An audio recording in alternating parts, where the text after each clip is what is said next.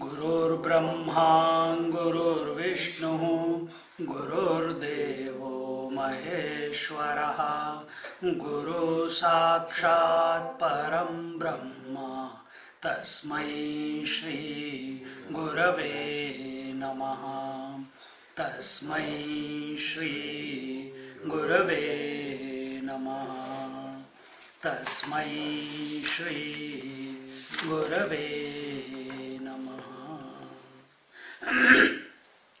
Today we enter into the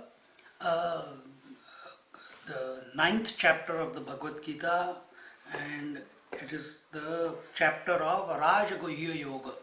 It's the esoteric knowledge and the mystical knowledge, and this has come about after the Lord has enumerated till the 8th chapter the other paths.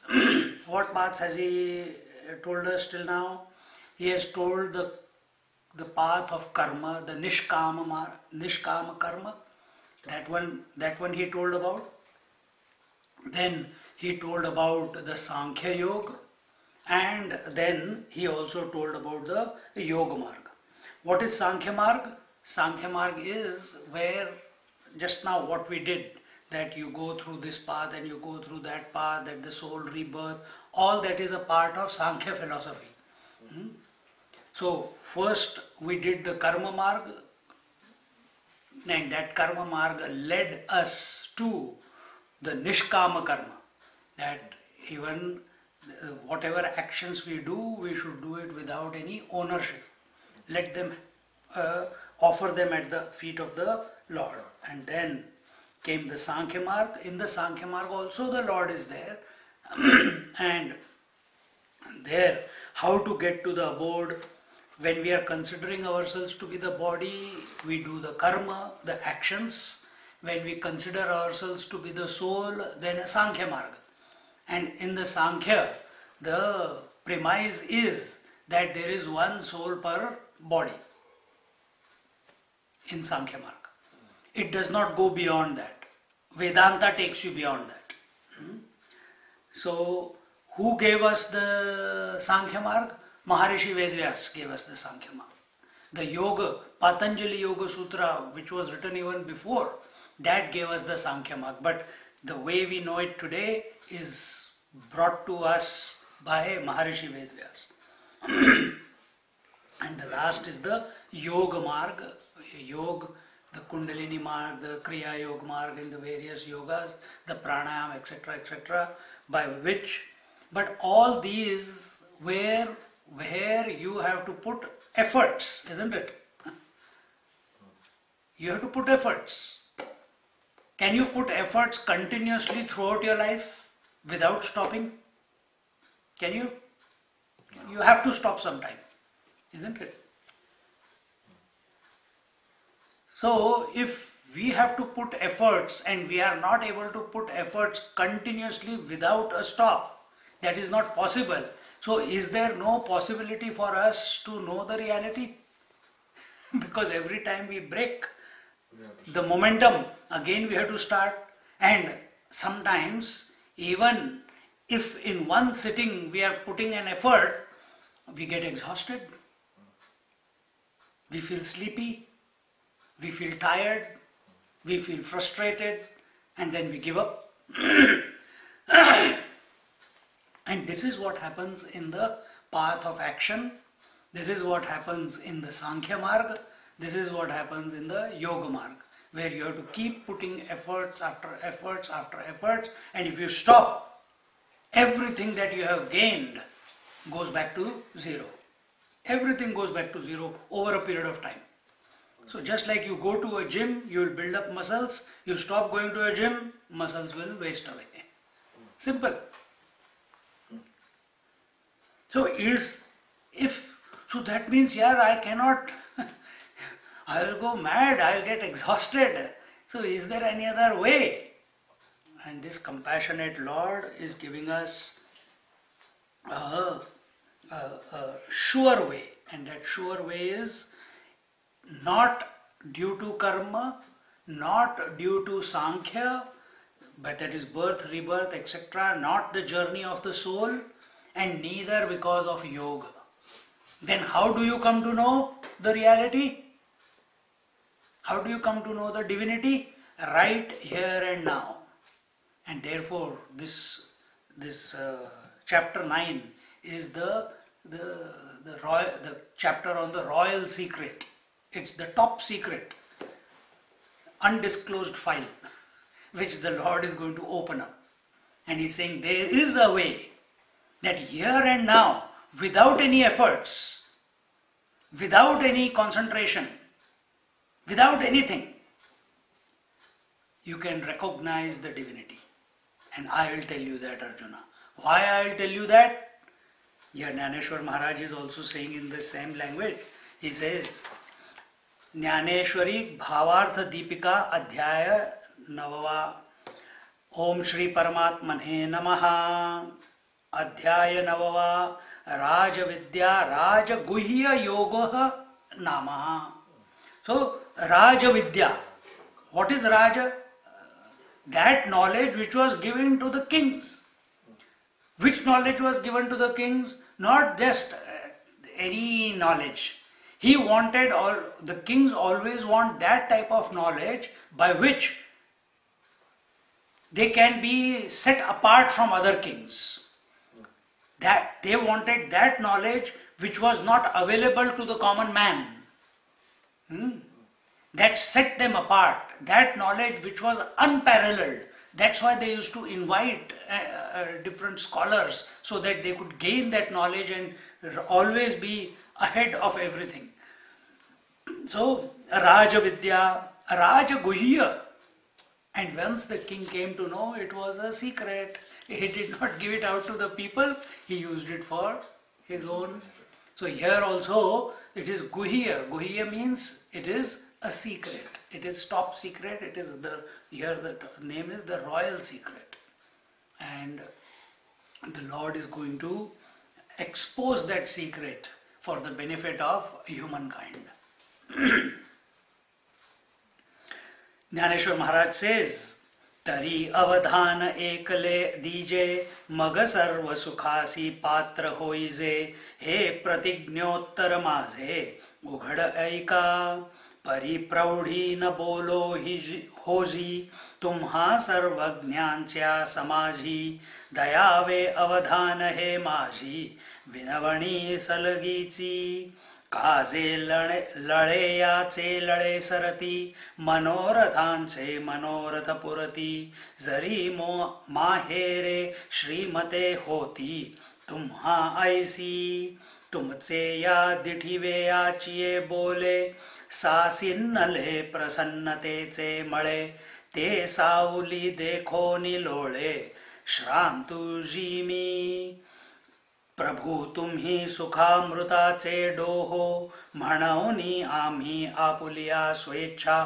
बोलावोला हो येथही जरी सलगी करू बिहो तरी निवो के पा. Gyaneshwar Maharaj says he's reminding. What is he reminding? We'll see. I'll explain as it comes around. Kindly pay attention to me. Gyaneshwar Maharaj is saying, kindly pay attention to me. Then you will become observing of great bliss. I promise this. Please give heed.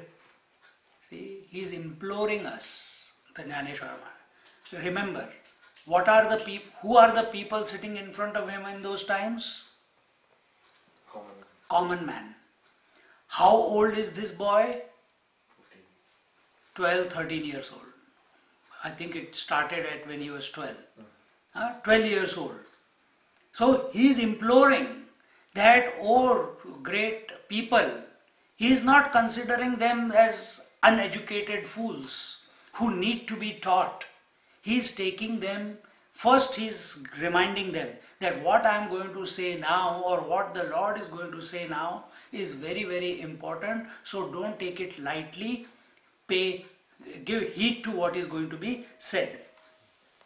I do not speak this out of pride, but I am entreating you out of affection in this audience of all-knowing persons to listen to me.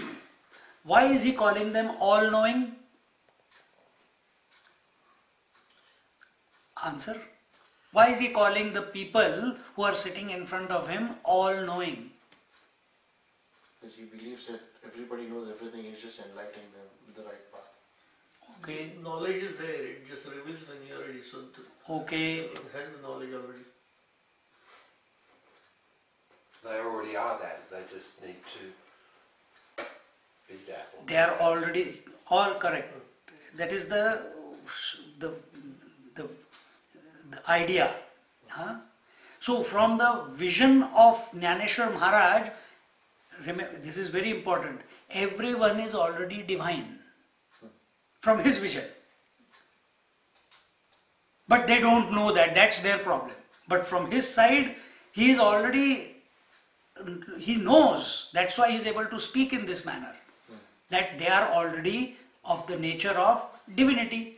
Why they are of the nature of divinity, if I ask you the question? Because he's Why they are of the nature of divinity? Because he is an enlightened person and he sees everybody the same as So, he is aware of it. That essentially it's all one.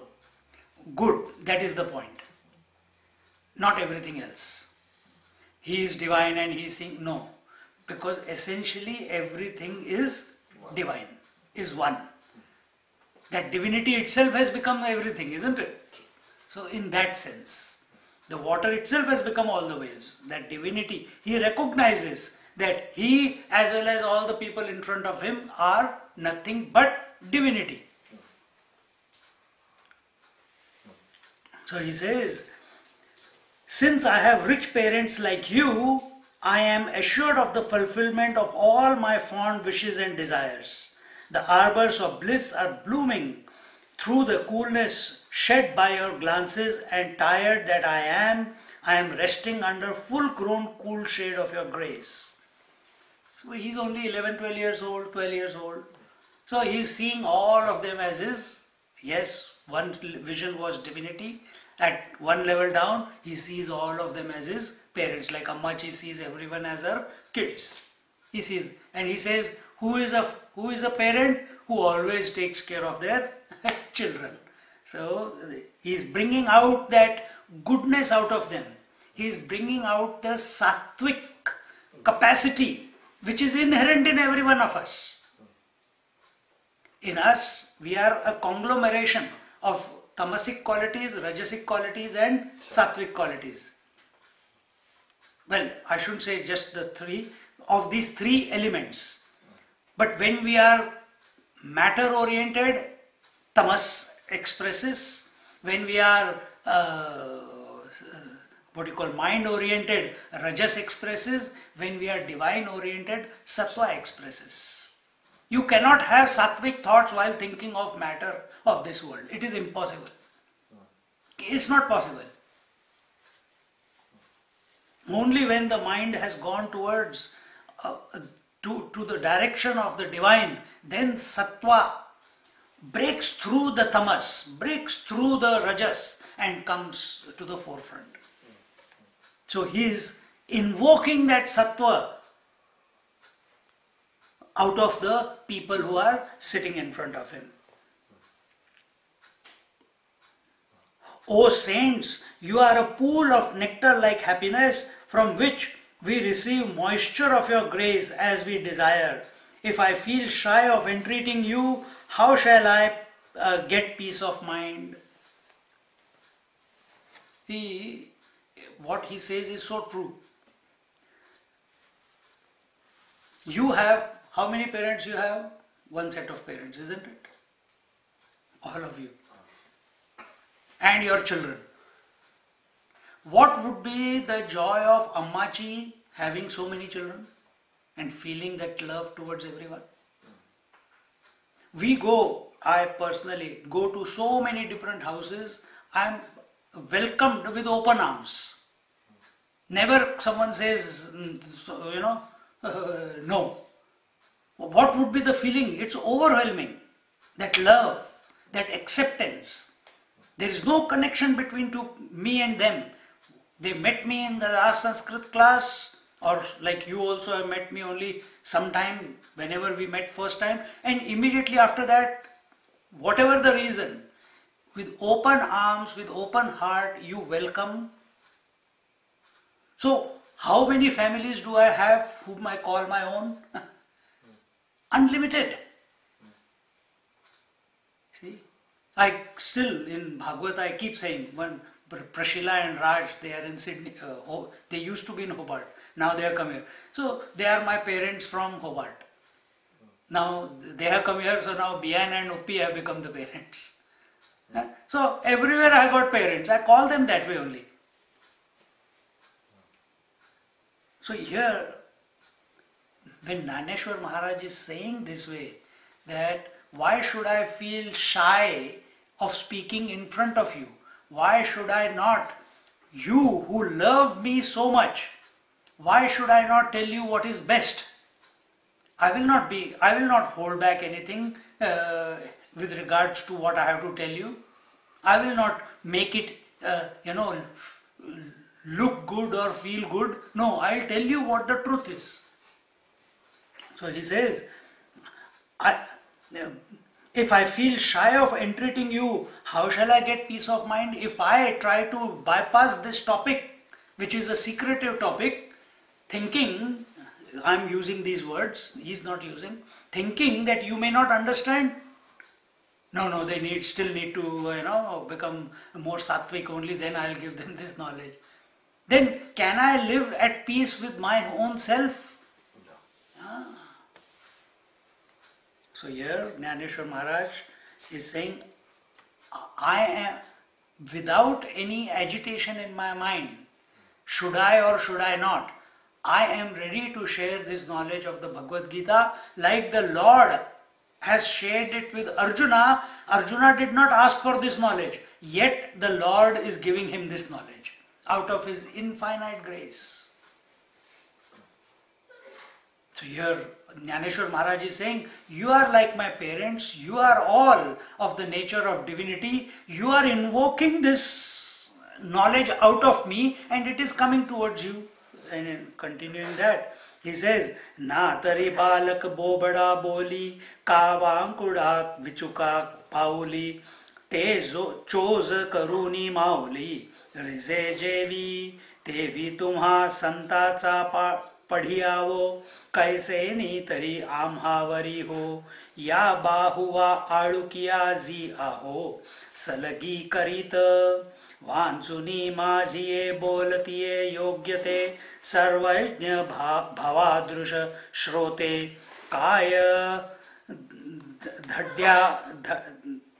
काय धड़ावरी सारस्वते पढ़ो सिकिजे अवधारा आवड़े ते सणा धुंधुरुपरि महा तेजी न मिरवे काय करू अमृताचिया ताटी वे वो गरू ऐसी रससोय कैंसी हा हो हिमकरासी विजणे की नादा पुढे ऐकवणे लेणियासी लेणे हे काही आथी.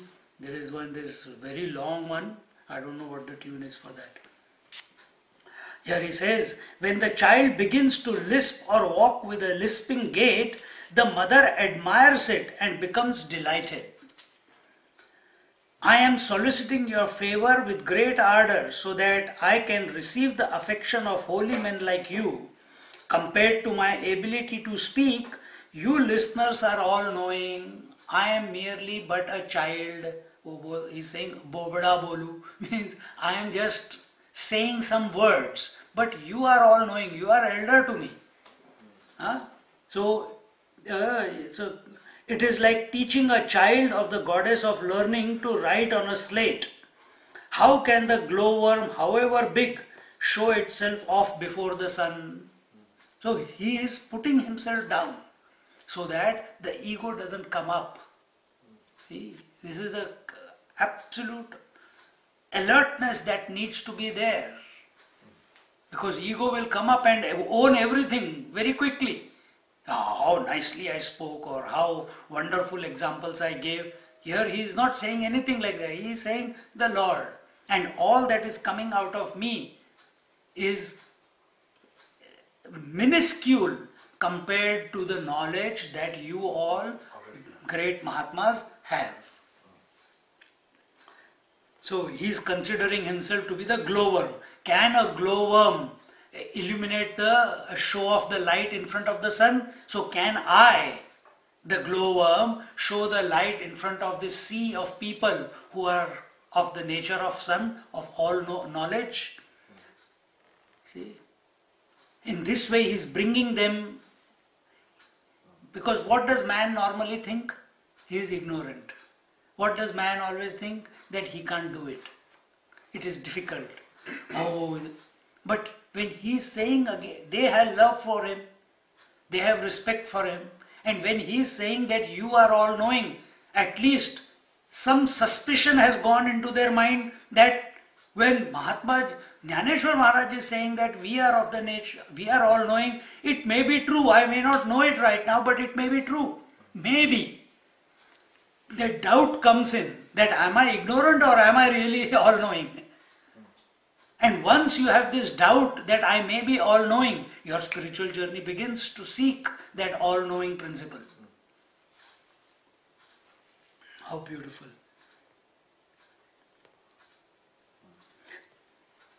What dishes can you serve along with nectar? Who will fan the moon to keep her cool or sing before the unmanifested sound or adorn the ornaments? These are the various examples. If you have nectar, who will keep serving dishes? So, he is considering himself as the dish. And what dishes he is serving? The ideas that are coming out of his mouth. And who are the people in front of him? Not other than nectar. See how it is. Because his attention is not on their form. His attention is on the divinity which is expressing through them. See? Sanga parimale kaya turambave sagare kavane thai nahave हे गगनची आडे आघवे ऐसा पवाडू कैचा तैसे तुमचे अवधान धाये आणि तुम्ही म्हणा हे होय ऐसे वक्तृत्व कवणा आहे जेणे रिजा तुम्ही तरी विश्व प्रगटितिया गभस्ती काय हाती वेन न कीजे आरती का चुळोदके आपातपती अर्घ्युने दिजे प्रभू तुम्ही महेशाचिया मूर्ती आणि मी दुबळा अर्चितुसे भक्ती म्हणवनी बोल जवी गंगावती तरही स्वीकाराल की बाळक बापाची ताटीरगे आणि बापा तेची जेवू लागे की तो संतोषिलेनी वेगे मुखची बोडवी. He says, what should the fragrance smell? Where should the sea bathe? What should the fragrance smell? So, if Gyaneshwar Maharaj's attention is on divinity, if from his point of view, his vision is that everything is divine, then is there any point of talking about divinity? Think. So can fragrance smell fragrance? Cannot. So you are already reality. Can you know reality? Is there any need to know reality? See? Where should the sea bathe? And where can the Akasha find shelter with its big expanse? Who has got the eloquence which will arrest your attention and make you say with joy, what a fine discourse. So he's telling them. But can one not wave the wick light before the sun which illumines the world, or offer a handful of water as an oblation to the sea? Yes, this knowledge cannot be talked about. No words are enough. No words can take you there. But is it not possible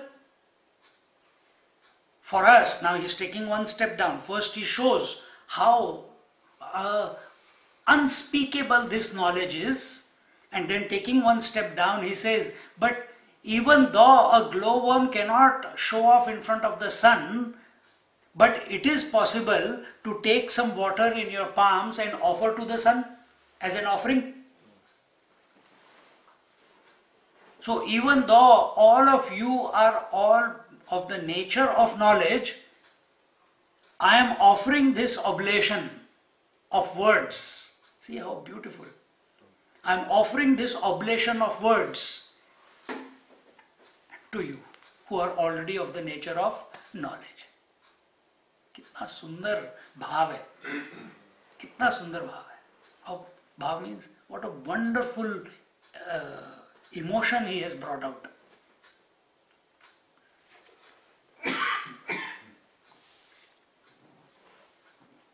But can one not wave the wick light before the sun, which illumines the world, or offer a handful of water as an oblation to the sea? Okay, here the water is offered to the sea, and we take the lamp and say, Na tatra suryo bhati na chandra tarakam. We are doing a prayer of the sun itself. Can't we do that? We can. O saints, poor that I am, I offer my homage of words to you who are images of Lord Shankara, and request you to accept them as nirgudi leaves. When the child picks up food from his father's dish to feed him, the father willingly moves his mouth forward to have it from his hand. Kitna sundar. So first he invoked, he communicated that it is a fantastic knowledge, they are themselves that.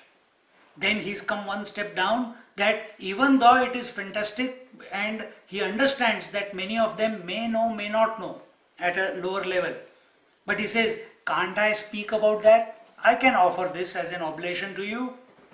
Then third step, coming further down, he says that I offer my homage of words to you, and please accept them without any judgment. So he is preparing their mind. Don't be biased on hearing what words come out of my mouth. Don't judge them. Just be open. Just be available. Why? Because you are of the nature of Lord Shiva. Because you are of the nature of Lord Shiva. And what is the quality of Lord Shiva? He is Bhole Baba. He is always forgiving.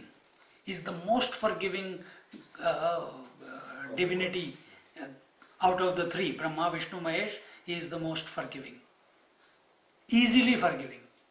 So he says, if I make any mistakes, he is invoking out of them that if I say something untoward, please forgive me.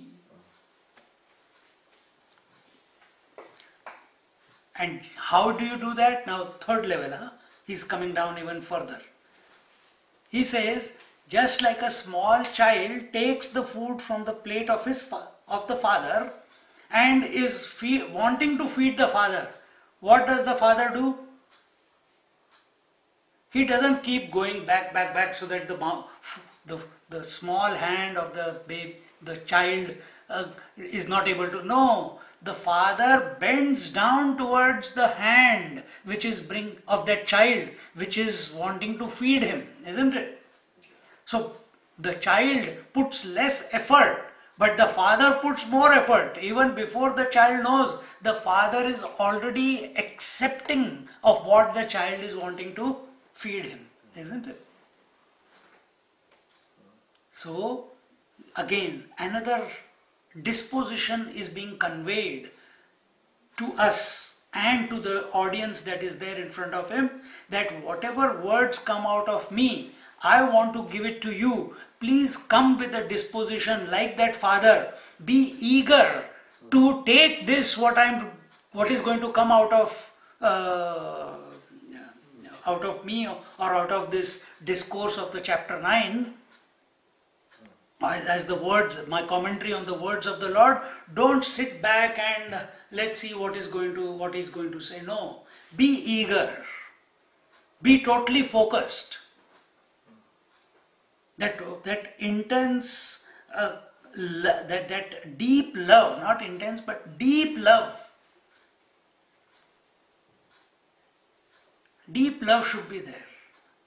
And you don't think that I should go and take the food from the hands of my child who's feeding me. It's a spontaneous response. So let it be a spontaneous response from all of you. And what is that spontaneous response? That you should be eager to take in the words of the Lord and the commentary on them that I'm going to give to you now. Because without that, and why you should be eager, he will tell now. He says in the 16th, तैसा मी जरी तुम्हा प्रति चावटी करी तसे बाळमती करी तुम्ही संतोषी जे ऐसी जाती प्रेमाची असे आणि तेणे आपुलेपणाचे निमोहे तुम्ही संत घेतले असा बहुवे म्हणूनी केलिये सलगीचा नोहे आभारू तुम्हा अहो तान्हयाचे लागता झटे तेणे अधिकची पान्हा फुटे रोषे प्रेम दुणवटे पढियंतयाचेनी म्हणूनी मजलेंकुर वाचेनी बोले तुमचे कृपाळूपण निदैले ते चैले ऐसे जी जाणवले या लागी बोलिलो मी एव्ही चांदिणे पिकविजत आहे चेपणी की वारया घापत आहे वाहणी हा हो गगनासी गवसणी घालिजे केवी. He says, if I therefore take a little liberty with you out of childlike innocence, if I take the liberty with you out of childlike innocence, I hope you will bear it willingly out of affection, since you bear me great affection and have accepted me as one of you. You will not feel the burden of my intimacy. When the calf pulls at the udder of its mother, the cow releases more milk. Just so love gets an impetus from the anger of a beloved person. See how this is a 12-year-old boy speaking all this. He says when a calf puts his mouth at the udders, the cow gives more milk. When I am putting my mouth to the udder of knowledge, and you are all knowing people, may you shower me with more grace, with more milk, with more nectar, with more love. That disposition he is invoking out of the people that are in front of him.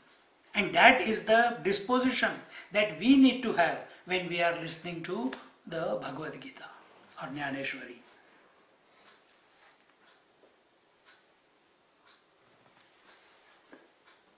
Since I know that I have awakened your dormant grace by my childish prattle, I am emboldened to explain the Gita to you. Else, has anyone been able to ripen moonlight under pressure? So he says, the words that are coming out of me is not, this is a very, very important thing. The words that are coming out of me is not because I want to improve the world. The words that are coming out of me is not because I have got a project in my life to improve the world. The words that are coming out of me is not because I want to collect chanda and donation and charity for some higher purpose. No. The words that are coming out of me is not an arrogance of knowledge that I have. Then why are the words coming out of me? I'm putting all these words. Then why are the words coming out of me? Gyaneshwar Maharaj is saying. Because we Exactly. It's because, see, go into the background of Gyaneshwar Maharaj. He was born to a sannyasi. He was excommunicated along with his brothers and sisters and his parents. They were excommunicated from the society. They were not initiated to do to the what do you call thread ceremony. And in that altercation, Gyaneshwar Maharaj makes the buffalo chant the Vedas, and all the Pandits, so-called upholders of Dharma, they were thinking that they are all great, but they were shown their true places. And when this news spread, everyone started seeing Gyaneshwar Maharaj not just as a child. What did he look at them as? What did they look at Gyaneshwar Maharaj as? Mauli. Don't forget. They started seeing that 12-year-old child as their mother. And who is the mother? Who always nourishes the children, isn't it? Who sacrifices for the children. And that's why the entire society at that time, any village he went, people used to travel with him from village to village. Why? Because that knowledge which was only in the books and only with the so-called Pandits, the Gyaneshwar Maharaj is saying it is for everyone. And until then, the knowledge was disseminated only in Sanskrit. But here Gyaneshwar Maharaj is going to speak in the local language.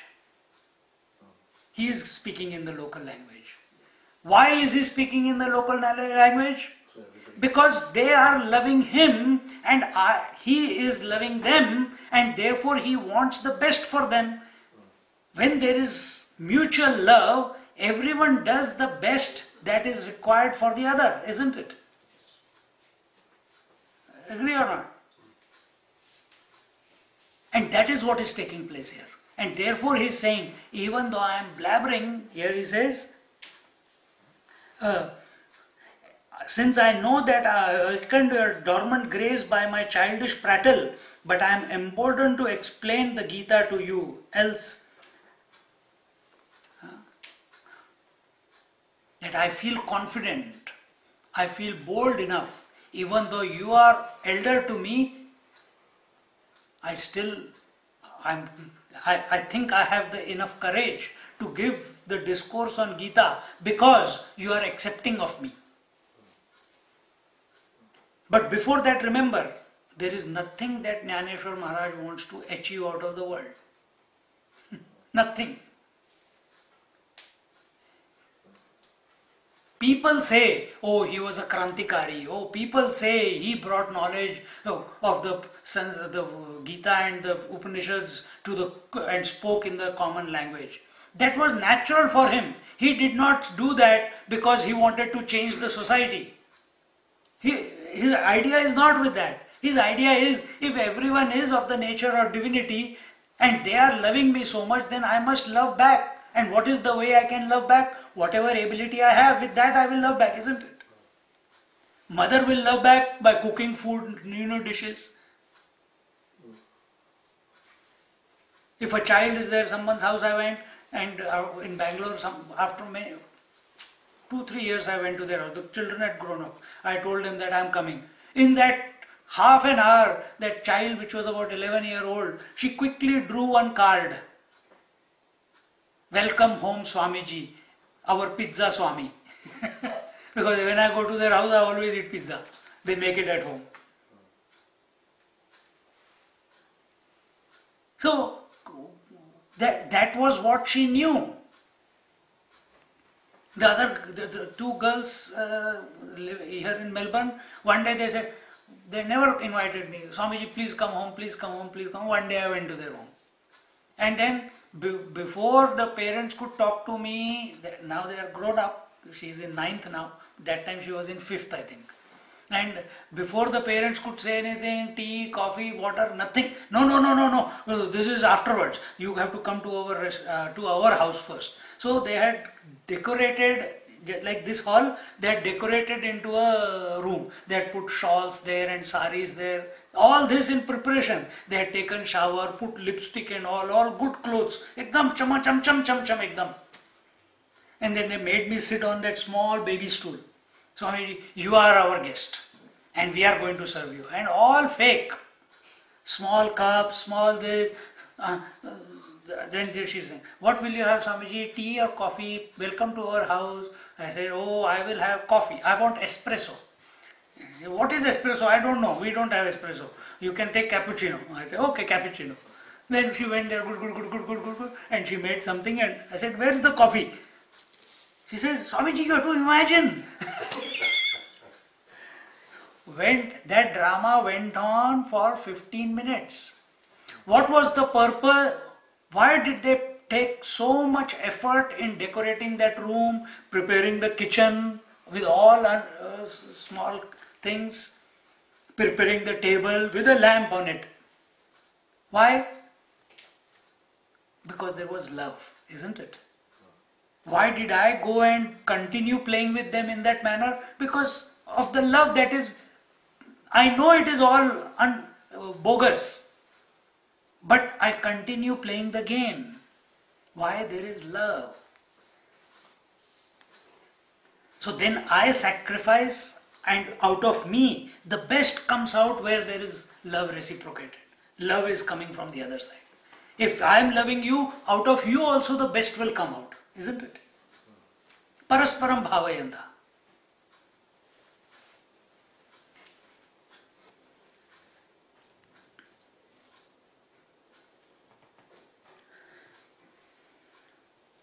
Else has anyone been able to ripen moonlight under pressure?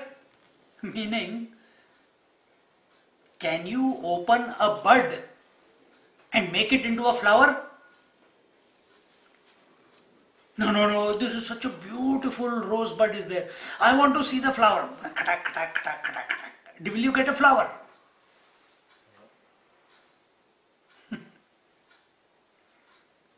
So we put pressure on it, no? So if the atmosphere of love is not there, acceptance is not there, judgment is not there, biasness is not there, there is total acceptance, without any cause or reason, then alone the right words will come out. Then alone the bud will become a flower and fragrance will come out. Then alone a fruit will ripen. You cannot force a fruit to ripen. If you force, then go to Coles, you will find all the forced ripe fruits. They put injection on them so that they ripe on the shelf, not on the plant. See? And you can taste the difference if you know what is the original natural taste. Huh? How wonderful. Else has anyone been able to ripen moonlight under pressure, to give speed to the wind, or to cover up the sky? Can you do that? Can you cover the sky? Can you give speed to the wind? Can you ripen the moon? Can you open the flower? Can you ripen the fruit on a tree? No, it has to all happen naturally. All naturally. Because if there is any little pressure also, that fruit will destroy itself. That flower will destroy itself. That person who's speaking, if he is under pressure that he has to speak, he will make mistakes. He will not speak out of natural flow. That because he is feeling that there is an expectation from other people, and that expectation or judgment or biasness or criticism, if that is the vibes that he is getting, he cannot give his best. He cannot give his best, or she cannot give her best. Only in an atmosphere of love, the best can come out of a person, and that's what he has invoked out of the people. This is psychology. And he's not doing all this because he wants to be accepted. No. Because the topic that is coming is the royal secret. And for that royal secret to be presented to these people, he's preparing them. First he's telling them that you are divine. Next he's telling them you are like my parents, so be forgiving. Third, he's telling them that you are, because of you, the best is coming out of me, because you love me unconditionally. What can I teach you? You all are of the nature of divinity. Lord Shankara himself. Wow. Continuing, he says, आई का पानी वो थी जावे न लगे, नवनीति माथुला न रिगे, तेवी लाजिले व्याख्यान निगे, देखो नी जयाते, हे असो शब्द ब्रह्म जिये बाजे, शब्द मावळले आ निवांतु निजे, तो गीतार्तु महाठिया बोलिजे, हा पाडू काई परी ऐसिया ही मज दिवसा, तो पुढती याची एकी आशा, जे धिटिवा करुणी भवादृशा, पढियंतया हुआवे, तरी आता चंद्रापासोनी निवविते, जे अमृताहुनी जीवविते, तेणे अवधाने की जो वाढते, मनोरथा माझिया, काजय दिठिवा तुमचा वरुषे, तय सकळार्थ सिद्धी मती पिके, एवी कोंभेला उन्मेषु सुखे, जरी उदास तुम्ही. He says, as water cannot be diluted or butter cannot be churned, so my discourse feels shy of interpreting the Gita and turns back. So he says, I cannot do justice to the words of the Bhagavad Gita because I am nothing in front of what the Lord has spoken. What audacity that I can give a commentary on the words of the Lord himself.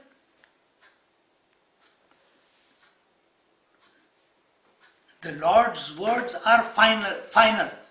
And on those final words, I am giving a commentary. What audacity? He says, no. What ability I have to explain in the local language the meaning of the Gita, which has eluded the words and baffled the Vedas. His attention is not on the words of the Gitas, mind you. His attention is on the divinity. So he says, even the words of the Vedas return. They say, yato vacho nivartante aprapya manasasa. The truth is that, the divinity is that from where the words return. So Vedas say, we cannot tell you what the truth is. We can indicate you the truth. See? But in Bhagavad Gita, the Lord himself is saying, I am that. No other scripture he says that. Here he says, I am that. I am of the nature of that. There is nothing else other than me. Because that Parabrahma Paramatma himself has come in the form of Lord Krishna in the midst of the humanity. He is everything, yet he has taken that form of the Krishna avatar. Having Anyway, I don't want to go too much into it. But I have made bold to do this in the hope that I shall endear myself to you by this courageous act. So he says, I feel courageous to speak these words of the Bhagavad Gita and give a commentary to that, so that that your love towards me increases even more. Now fulfill my desire by giving. See now how this is psychology. How he is preparing their mind. Now he says, I am going to speak on the Bhagavad Gita. I am feeling courageous to speak to it, so that you love me even more. Having said that, now he says, now fulfill my desire by giving your attention, which cools like the moonlight and enlivens one like nectar. Today one girl came, small kid, 5.5 years old. That Vidya comes and she makes the food for and then goes away. So the baby comes, child comes every Thursday. She comes. And she was playing with my hair and she was playing with my eyebrows. Then she says, where's your moustache gone? And Daddy, today I trimmed them a little bit. So she was touching and there was so much love flowing out of her. And every now and then she will come and kiss me here, and she hugs. Then what do I do back? Do I say, no, I also catch her and I hug her again. And I'll eat you up. And this drama was going on and the mother was enjoying. See? So here, same feeling. He says, what? Will I do that to you, you or you or you? Will I? In a different form. Yeah, good. So when love flows, then you want to express, it will get expressed in some way or the other, isn't it? It will. You cannot contain love inside. It will express as making a wonderful new dish. It will express as painting. It will be creative. If there is no preconceived idea, that love will express as a creative force, and it's an all-consuming force. So here Gyaneshwar Maharaj says that now fulfill my desire by giving your attention, which cools like the moonlight and enlivens one like a nectar. So, did I start loving that child today? No. That child started playing with me, and that her love, her acceptance invoked the best out of me, isn't it? I was busy watching news, but invoked the best out of me. Exactly the same way. Gyaneshwar Maharaj is saying, let your attention be with me, on the words that I am going to speak. Let your attention be cool. Don't stress. Don't be agitated in the mind. Then love cannot flow. If under stress, love cannot flow. So be cool like the rays of the moon, and when that type of attention you are getting, then the best comes out of you. See? If I have an audience here, if you are all fellow seekers who are sitting, I am speaking, and one goes to sleep, another one is scratching his head, another is saying, I am listening but I am meditating, and actually he is going to sleep again and again. Third one is busy playing with his iPhone. Fourth one, while the satsang is going on, Arey, have you done that? Arey, have you done that? Swamiji, I'll just quickly and heat up the food. What will be, if this is the Suppose, only suppose, don't do it. Suppose this is your disposition, then what will come out of me?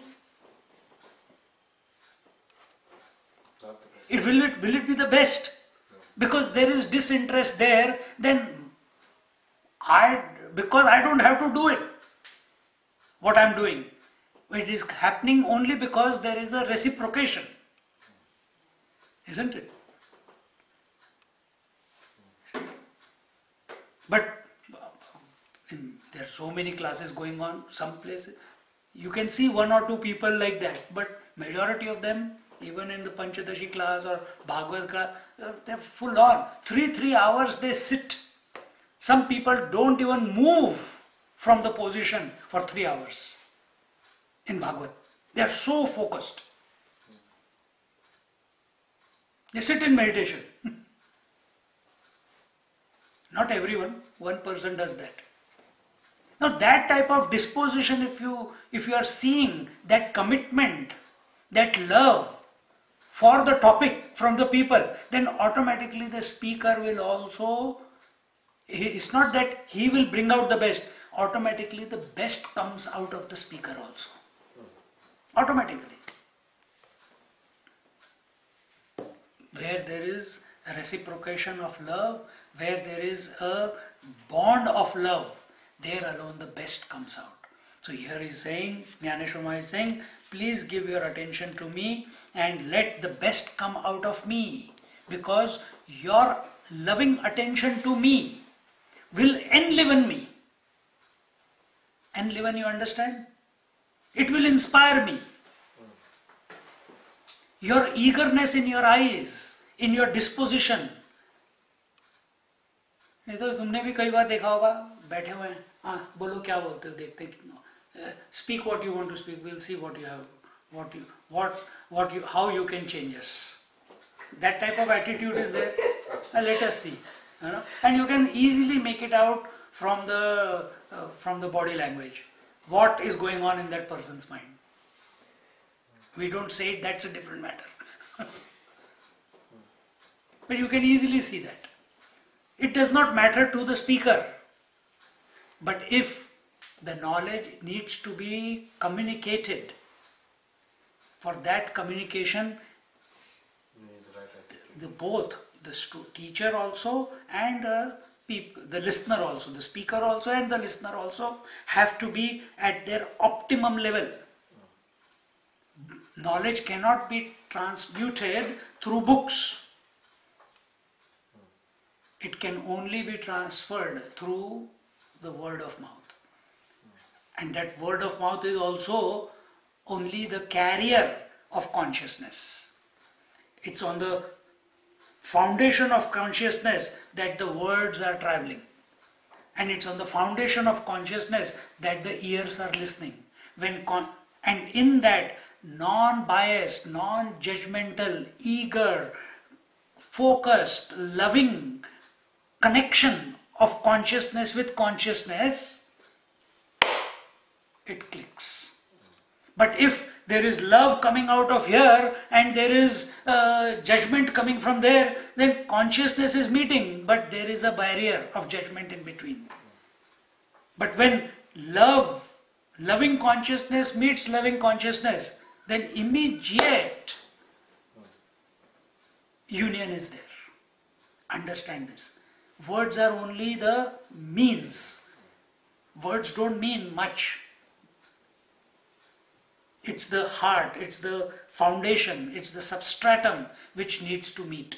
It's already one, but it's our disposition that is making it separate. We are all already one, but what is making us separate from each other? The ideas in our mind, isn't it?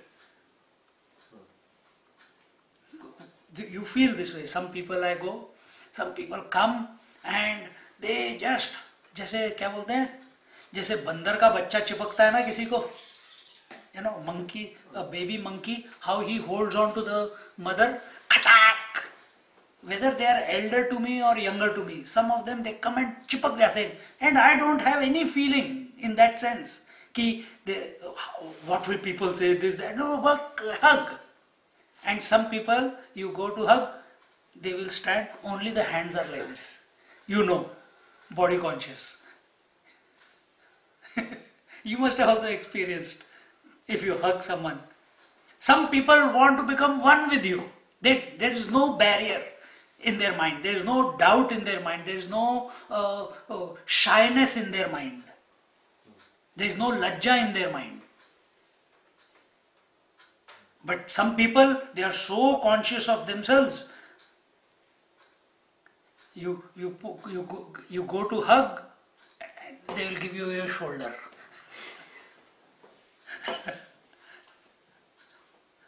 Or you hug, they will pat me on the back. Cut, cut, cut, cut.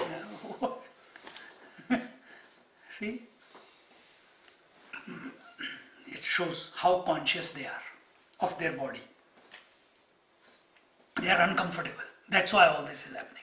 But those who are totally comfortable, that is love. Unconditional. No biasness in between. No barriers in between. Now see what he says.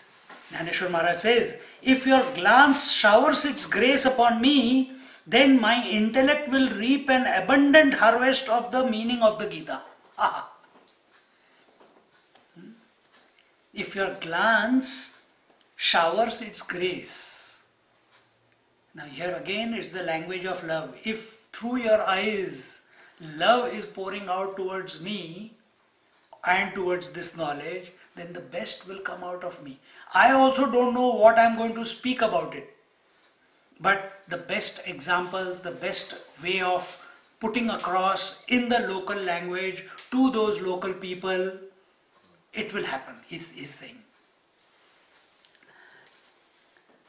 But if you are indifferent, it will wither away the sprout of my knowledge. But if you are indifferent towards me, then I will not be able to do the best service to this Bhagavad Gita. The only way, so this is not just for Gyaneshwar Maharaj and the people there, it is also here. It is in any. Don't you say to your children, look into my eyes, I am speaking to you. When are you most easily able to communicate to your children or your partners? When there is atmosphere of love, isn't it? At that time you don't need to bang it into their head. It naturally, you cannot. Forcibly nobody can do anything. But that is how we feel, that we have to keep banging away, forcing them. If they're not ready. But if they are not ready, you have to catch their imagination. When you have caught their imagination, then it will click just like that. When will the children or the partners be available to what you have to say? When they know that you are unconditionally there, loving, there for them. See?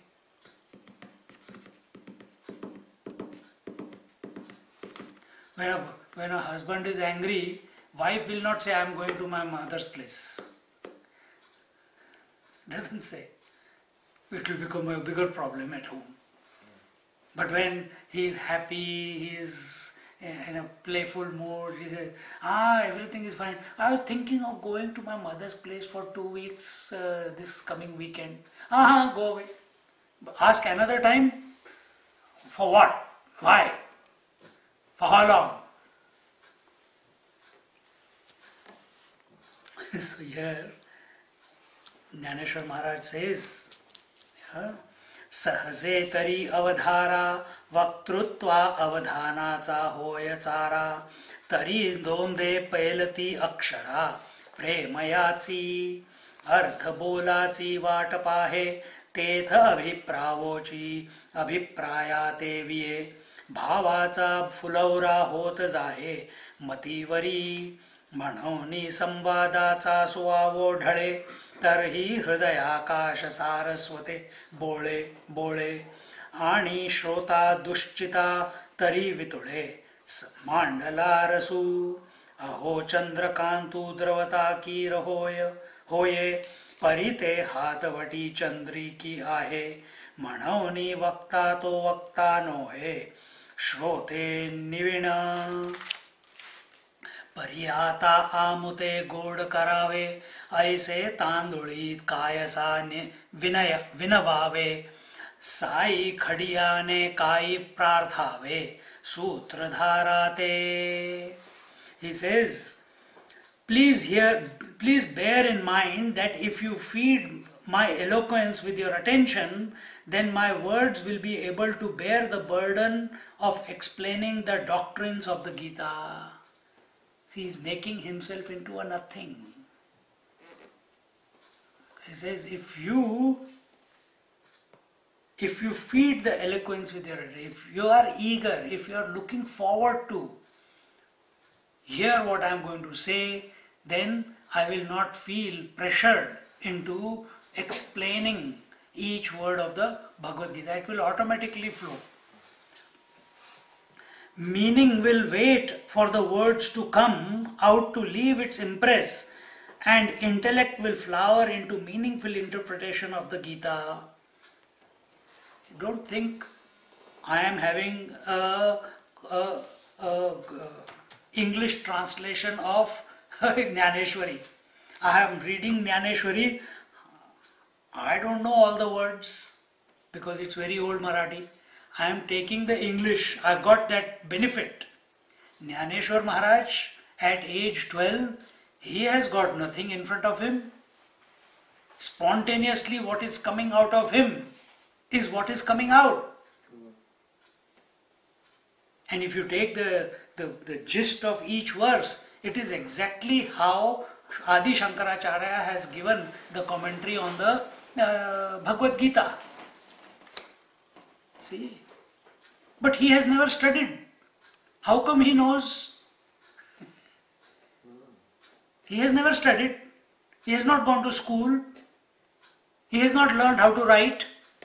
Then how come the Bhagavad Gita is flowing out of him and the understanding is coming out of him? Just like it is naturally flowing out of him, he is telling the people in thousands who are sitting in front of him, it is possible for you also to know it the way I have come to know it. You see? Who are we? We are nothing. We are taking help of this, help of this, help of the Shankaracharya, etc., etc., and then putting it forward. How did he do it? Without any education. It revealed itself. It is possible in every. That's why he says, all of you are all knowing anyway. Let your grace be upon me. So it is possible. Here he is not trying to show off. Remember this.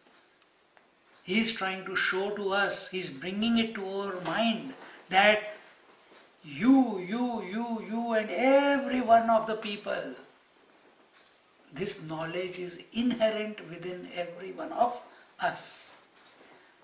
Just the right disposition is required so that it comes out. And when does it come out?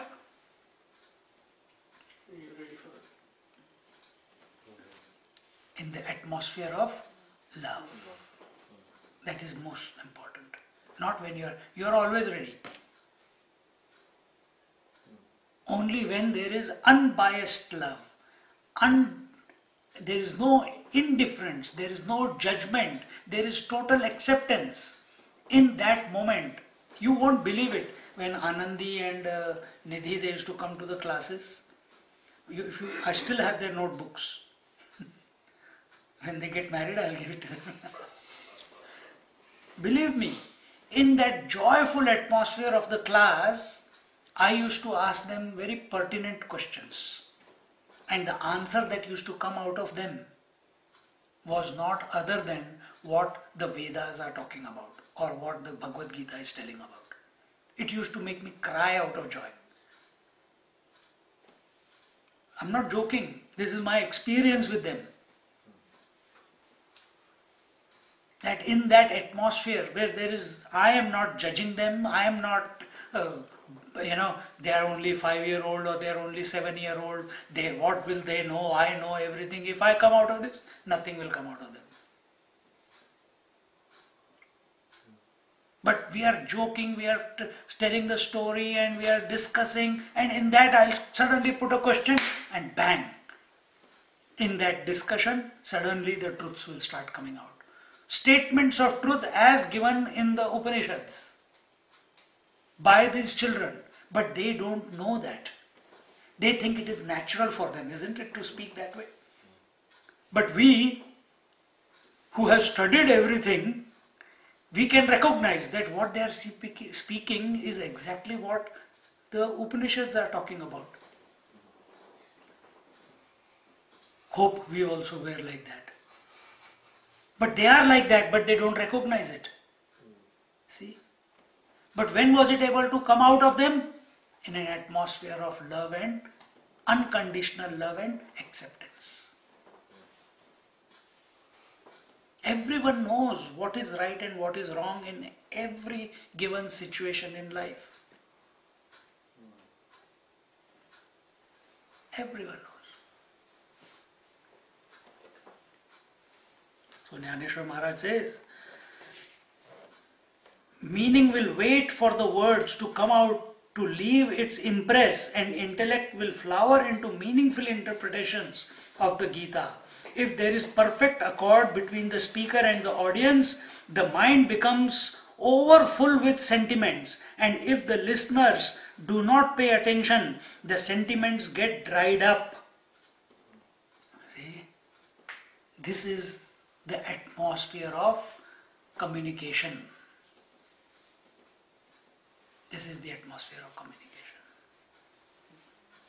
The basis is love and acceptance, unconditional love and acceptance.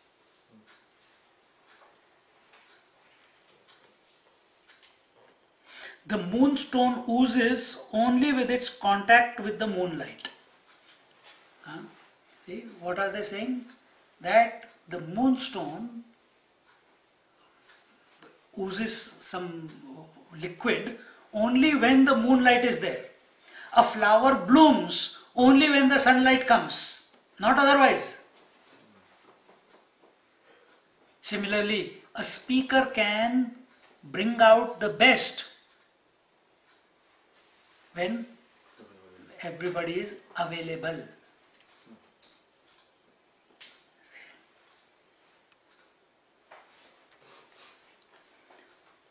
The moonstone oozes only with its contact with the moonlight, so the speaker cannot prove his worth without an audience.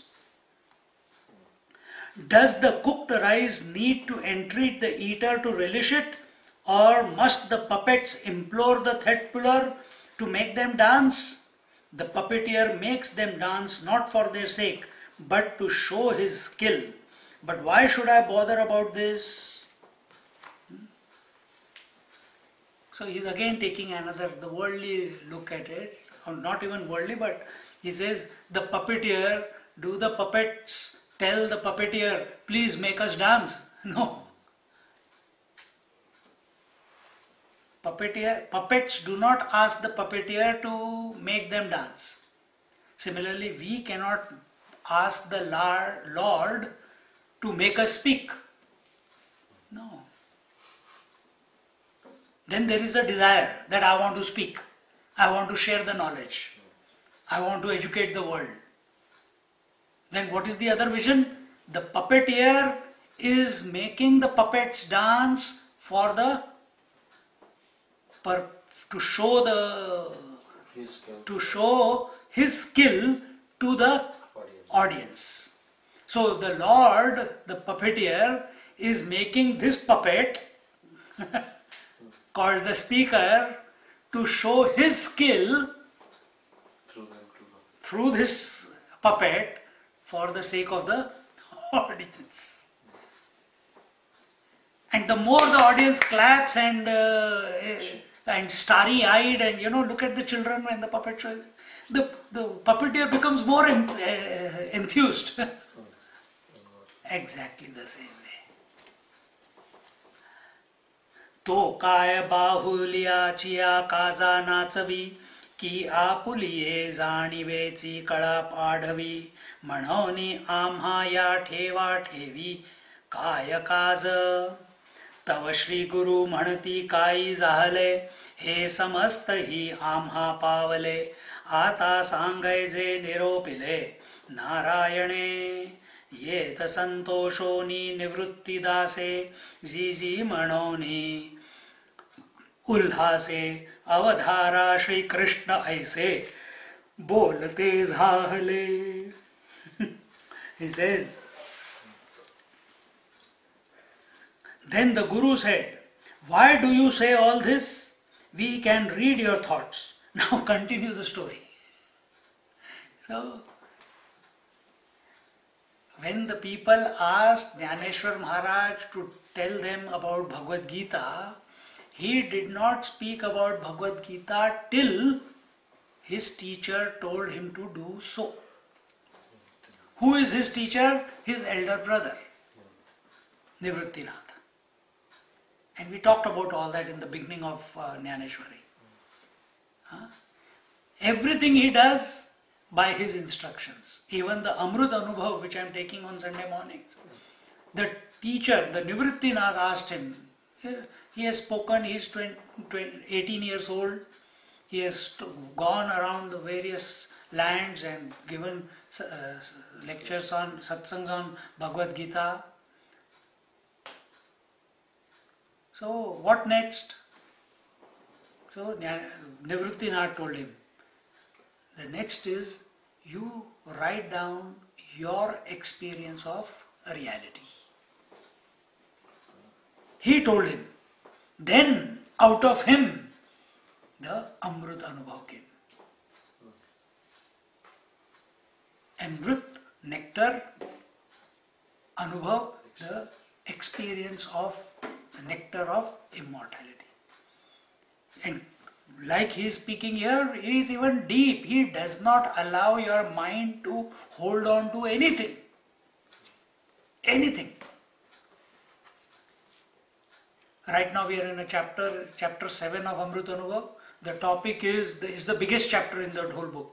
And the topic that there is no ignorance. That is the topic. There is no ignorance. Then what is there? There is only reality. If reality is only there, then ignorance cannot exist. Why do we call it there is ignorance? Huh? Why do we call it, or why do we think that there is ignorance? We don't know. Why do you say?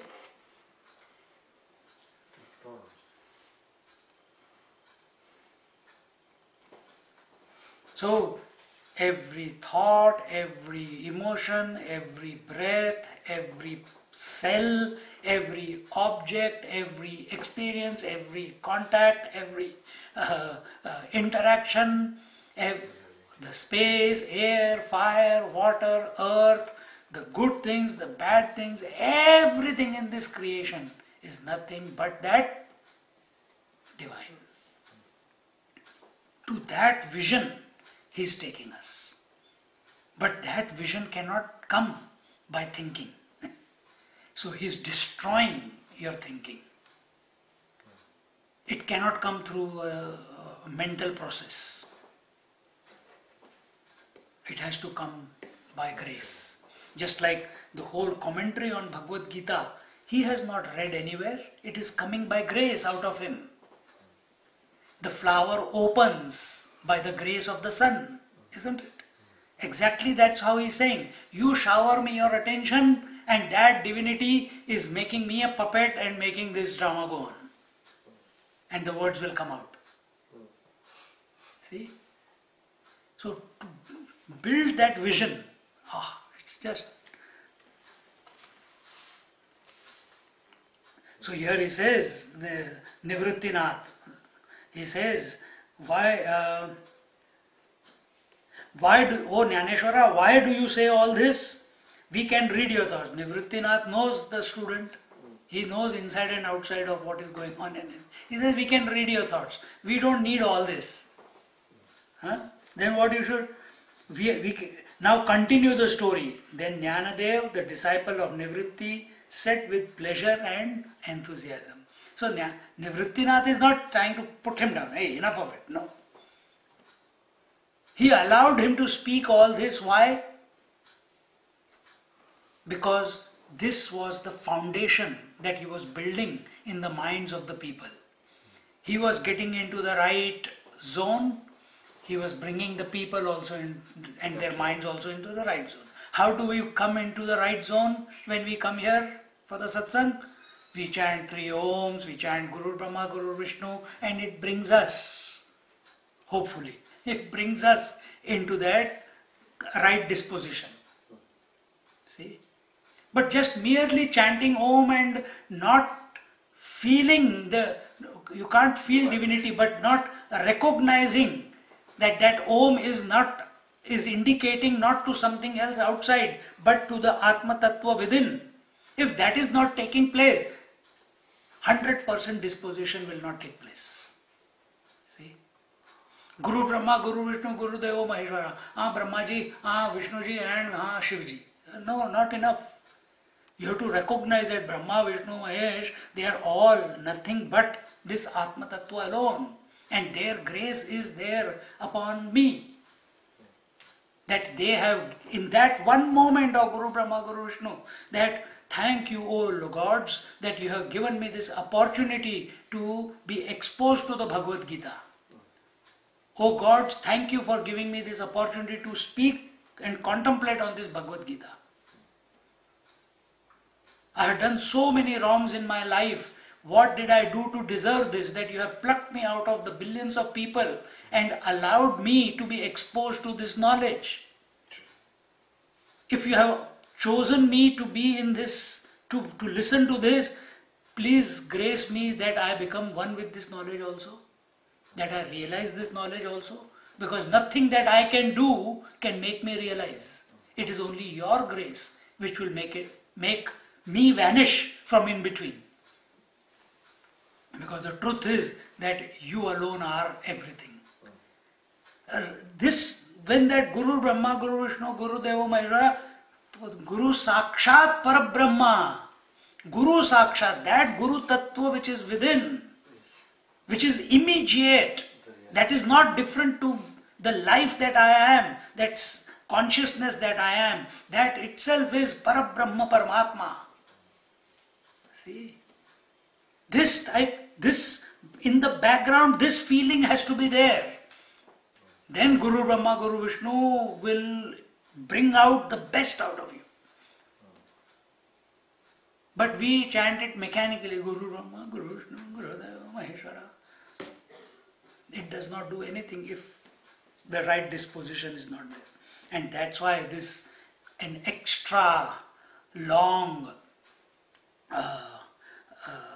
speech by the Gyaneshwar Maharaj to bring the right atmosphere, to create the right atmosphere, to remind himself that he is nothing when this whole thing is going on.